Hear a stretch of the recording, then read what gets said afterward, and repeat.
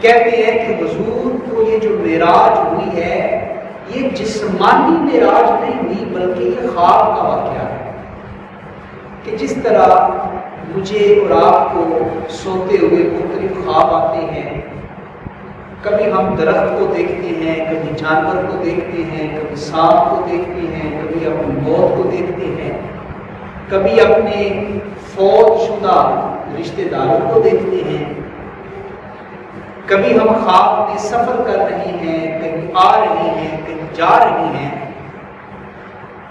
تو بعض لوگ جو کہ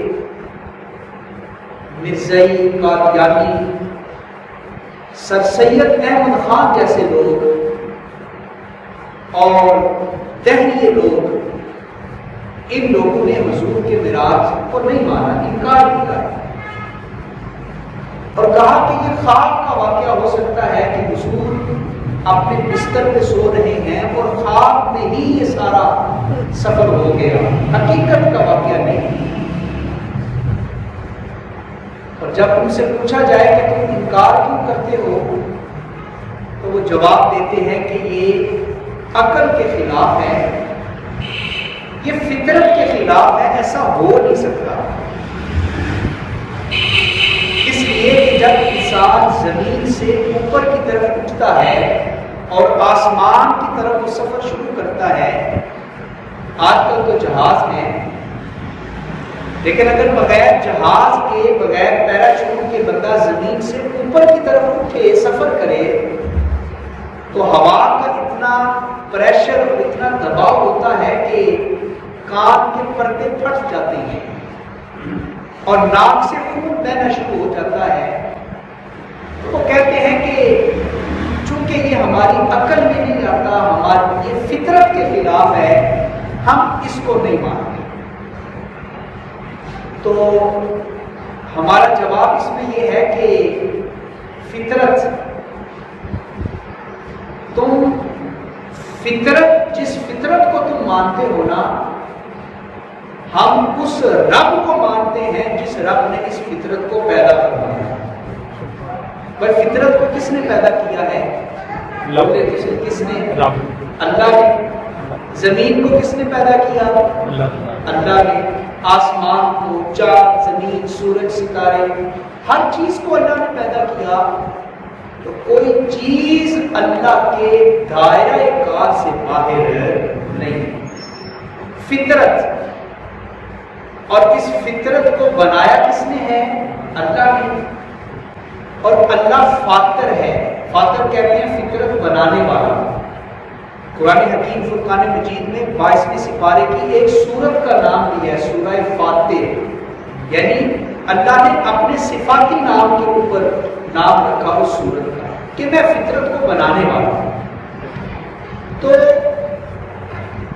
تم فطرت کو مان کے حضور کے معراج کا انکار کرتے ہو، تو ہم فطرت بنانے والے فاطر یعنی رب کو مان کے حضور کے سفر معراج کا اقرار کرتے ہیں۔ اور ہمارے رب کی طاقت اتنی ہے کہ رب ذوالجلال نے جب چاہا ہے فطرت کے خلاف کیا ہے، جب چاہا ہے رب نے فطرت کے خلاف کیا ہے۔ اس کی دو مثالیں سن لیجئے تو پھر آپ کو اندازہ ہو جائے گا کہ رب کتنی طاقت رکھتا ہے۔ فطرت یہ کہتی ہے کہ مرد اور عورت جب تک آپس میں ملیں گے نہیں، بچے کی ولادت نہیں ہو سکتی۔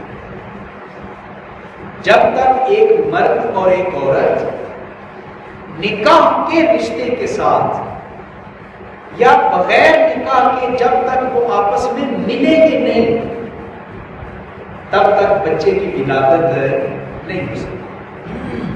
نہ اکیلا باپ بچہ پیدا کر سکتا ہے اور نہ ہی اکیلی ماں بچہ پیدا کر سکتی ہے، کیونکہ فطرت یہی کہتی ہے نا۔ لیکن رب فاطر ہے، کوئی چیز اس کے قبضہ قدرت سے دور نہیں ہے۔ فطرت کہتی ہے کہ مرد اور عورت ملیں گے تو بچے کی ولادت ہوگی، لیکن رب اتنی قدرت رکھتا ہے کہ بغیر باپ کے، بغیر مرد کے، اکیلی عورت حضرت مریم کے پیٹ سے رب نے حضرت عیسیٰ کو پیدا کروا دیا۔ کتنی طاقت ہے رب کے پاس، کتنا اختیار ہے رب کے پاس، کتنی قوت ہے رب کے پاس۔ اچھا، فطرت یہ بھی کہتی ہے کہ آگ جب انسان کو لگ جائے یا خدا نخواستہ کوئی انسان آگ میں گر جائے تو کیا خیال ہے آپ کا، وہ انسان سڑ جائے یا بچ جائے گا؟ جی سارے بولے نا، سڑ جائے گا نا۔ یہ آگ کی فطرت ہے کہ کوئی چیز آگ کے قریب کرے یا آگ کو اپنے قریب کرنے۔ جب انسان کا وجود آگ میں جاتا ہے یا آگ انسان کے اوپر آتی ہے تو انسان بچتا نہیں۔ یہ فطرت ہے، یہ قانون ہے دنیا کا، یہ عادت ہے آگ کی۔ لیکن جب نمرود نے حضرت ابراہیم خلیل اللہ کو آگ میں ڈالا تھا تو کیا جانتے ہیں آپ، آگ نے حضرت ابراہیم کو جلا دیا تھا یا بچا دیا تھا؟ بچا دیا تھا۔ تو یہاں آگ کی فطرت بدلی ہے کہ نہیں بدلی؟ اور آگ کی فطرت کو بدلایا کس نے ہے؟ رب نے۔ رب نے حکم دیا تھا نا، یا نار کونی بردم و سلامن علی ابراہیم، اے آگ تو جلاتی ہے، جلانا تیرا کام ہے، لیکن اب تجھے حکم دے رہا ہوں، میرا بندہ تجھ میں آ رہا ہے، خبردار میرے ابراہیم کو جلانا نہیں بلکہ میرا ابراہیم کے اوپر سلامتی والی ٹھنڈی ہو جا، سلامتی والی ٹھنڈی ہو جا۔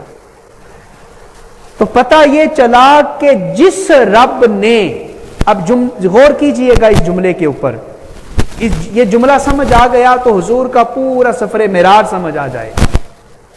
جس رب نے حضرت خلیل اللہ کے لیے آگ کی فطرت کو تبدیل کیا تھا، اس رب نے حبیب اللہ کے لیے زمان و مکان کی فطرت کو تبدیل کر دیا تھا۔ یہ رب کی عظمت ہے، رب کی طاقت ہے۔ تم فطرت کو مانتے ہو، ہم فطرت کو نہیں مانتے، ہم فطرت رب کو مانتے ہیں۔ اور پچھلے جمعے بھی میں نے عرض کیا تھا کہ حضور نے خود تو دعویٰ کیا ہی نہیں کہ میں معراج پہ گیا ہوں، بلکہ دعویٰ کیا کس نے ہے؟ اللہ نے، کہ اے لوگوں میں معراج پہ لے گیا ہوں۔ تو تم یہ نہ دیکھو کہ سیر کون کر رہا ہے، یہ دیکھو پیارے مصطفیٰ کو سیر کروا کون رہا ہے۔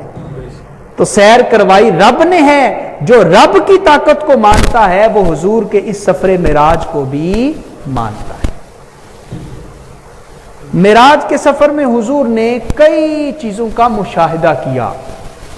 مشاہدات معراج، حضور نے معراج کی رات، حضور مکہ شریف سے چلے،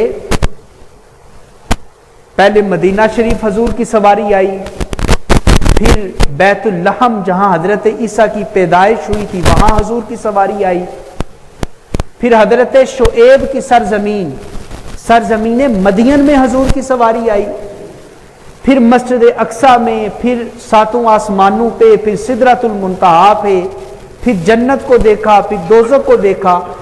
تو حضور نے معراج کی رات جس جس چیز کو دیکھا ہے نا اسے کہتے ہیں مشاہدات معراج، کہ حضور نے معراج کی رات کس کس چیز کا مشاہدہ کیا ہے۔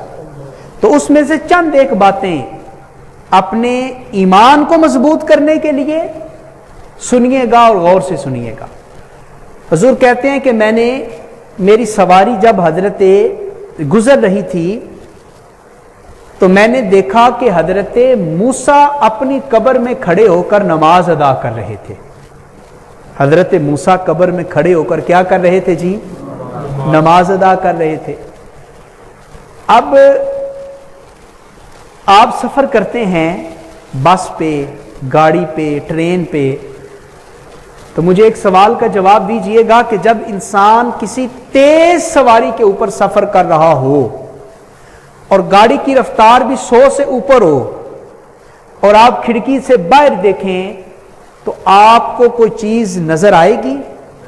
آپ دیکھیں گے تو صحیح درخت نظر آئیں گے آپ کو، لیکن آپ پہچان نہیں سکیں گے کہ یہ درخت بیری کا ہے، شتوت کا ہے، ککر کا ہے، کس چیز کا درخت ہے، آپ نہیں دیکھ سکیں گے۔ کیوں؟ کیونکہ آپ کی گاڑی کی رفتار بڑی تیز ہے، آنکھوں کی قوت کم ہے، لیکن اس سواری کی رفتار تیز ہے۔ اسی طرح گاڑی میں سفر کرتے ہوئے جب ہم باہر دیکھتے ہیں تو باہر ہمیں لوگ نظر آتے ہیں، چلتے پھرتے بیٹھتے، لیکن تیز گاڑی ہو تو ہم نہیں جان سکتے کہ یہ جس بندے کو میں نے دیکھا ہے یہ داڑھی والا ہے یا بغیر داڑھی والا ہے۔ اگر تیز گاڑی ہو، ٹرین کی بات کر رہا ہوں، نہیں بندہ جان سکے گا۔ کیوں؟ کیونکہ اس کی رفتار تیز ہوتی ہے، آنکھوں کی رفتار اتنی تیز نہیں ہوتی۔ اور معراج کی رات حضور جس سواری پہ سفر کر رہے ہیں نا، براق پہ، پتہ ہے اس کی رفتار کتنی تھی؟ حضور نے خود فرمایا کہ جہاں اس کی نظر پڑتی تھی وہاں اس کا ایک قدم اٹھتا تھا، جہاں نظر وہاں قدم۔ تو اندازہ کیجئے میری اور آپ کی آنکھ میں اتنی طاقت نہیں کہ ہم تیز سواری پہ سفر کرتے ہوئے باہر لوگوں کو دیکھ سکیں، لیکن میرے مصطفیٰ کو رب نے اتنی آنکھوں والی قوت عطا فرمائی ہے۔ حضور براق پہ سفر کر رہے ہیں، سفر کرتے ہوئے حضور نے زمین کے اوپر نہیں دیکھا، حضور نے زمین کے نیچے دیکھ کے بتا دیا